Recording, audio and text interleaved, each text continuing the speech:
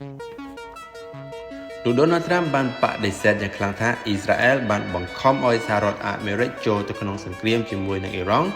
ដោយលោកបាននិយាយផ្ទុយទៅវិញថាអាចជាលោកផ្ទាល់ទេដែលបង្ខំឲ្យអ៊ីស្រាអែលធ្វើចលនាបន្ទាប់ពីមានការរិះគន់ខ្លាំងពីមូលដ្ឋានអ្នកគ្រប់គ្រង MAGA របស់លោកក្នុងការជួបសារព័ត៌មានលើកដំបូងបន្ទាប់ពីប្រតិបត្តិការចុងសប្តាហ៍ Trump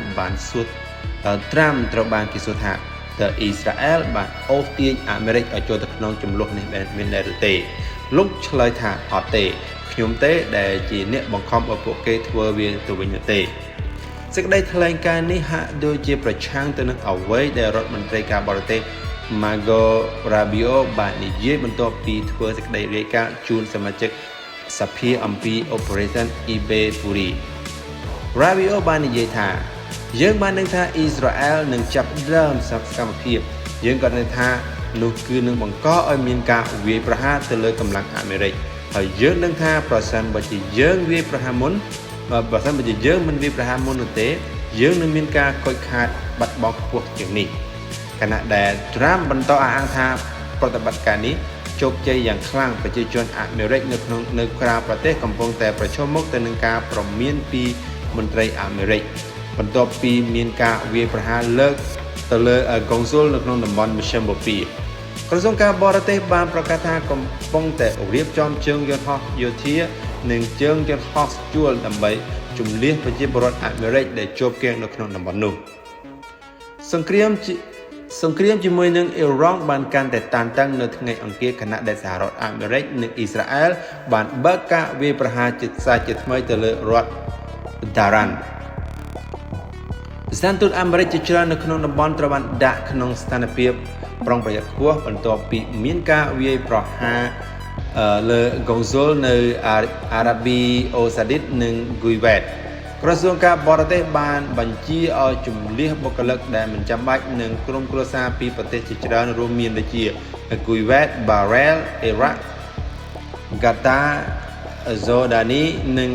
អាមីរ៉ាអារ៉ាប់រួមមន្ត្រីម្នាក់បាននិយាយថាមានជាង1លាននាក់របស់ប្រជាជនអាមេរិកនៅក្នុងមជ្ឈមបូព៌ាហើយប្រហែលជាមាន 3,000 នាក់ដែលបានតាក់ទងដើម្បីសូមជំនួយក្នុងការចាក់ចែងក្នុងពេលដូចគ្នានឹងដែរសមាជិកខ្លះនៃមូលដ្ឋានអ្នកគាំទ្រ MAGA បានបង្ហាញនូវការខឹងសម្បារយ៉ាងខ្លាំងដោយសារតែអ៊ីស្រាអែលគឺជាអ្នកដែលបង្កឲ្យអាមេរិកចូលក្នុងសង្គ្រាមត្រាំបាននិយាយថាការចរចាជាមួយនឹងអ៊ីរ៉ង់បានបរាជ័យហើយលោកជឿថាអ៊ីរ៉ង់នឹងធ្វើការវាយប្រហារមុនប្រសិនបើជាអាមេរិកមិនបានចាត់វិធានការជាមុនលោកក៏បានថ្លែងសន្ទរកថាជាតិជាលើកក្នុងដំបូងក្នុងចុងសប្តាហ៍ដោយនិយាយអំពីបេសកកម្មដើម្បីបំផ្លាញភាពដឹកនាំរបស់អ៊ីរ៉ង់និងពីលោកអាយ៉ាតូលូអាលីខាមេឌីអនុប្រធានាធិបតី JD Vance បាននិយាយនៅក្នុងបទសម្ភាសន៍ថាគោលដៅគឺធានាថាអ៊ីរ៉ង់មិនអាចមានអាវុធនុយក្លេអ៊ែរលោកបន្តថា Trump នឹងមិនអនុញ្ញាតឲ្យប្រទេសចូលទៅក្នុងសង្គ្រាមយូរពេកដោយគ្មានគោលបំណងច្បាស់លាស់នោះឡើយ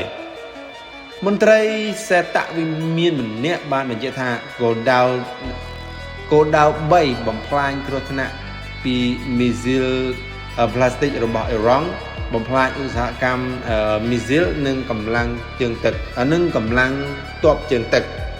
អ៊ីស្រាអែលក៏បានប្រមានប្រជាពលរដ្ឋជាភាសាឲ្យជំនះចេញពីតំបន់